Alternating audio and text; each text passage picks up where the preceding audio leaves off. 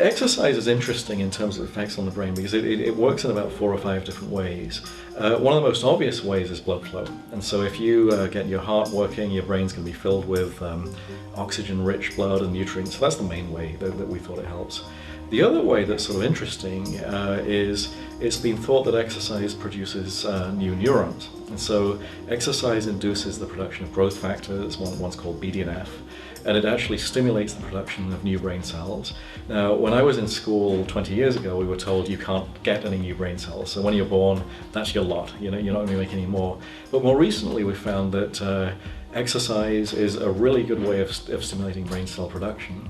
And some of these are functional. And so just this notion that something that you can do can generate new brain cells is a really great thing to think about. So we were wondering why exercise helps the brain. And one theory is it just reduces stress. So maybe it's not that your blood is coming to the brain, maybe you're less stressed, and then, and that was something that imaging allowed us to test. And so we scanned a whole lot of people with high cortisol levels. And so if you're stressed, if you're angry about something, or even if you're stuck in traffic, your cortisol levels can be very high. But one of the things we found is that the people with high cortisol levels lost brain tissue faster.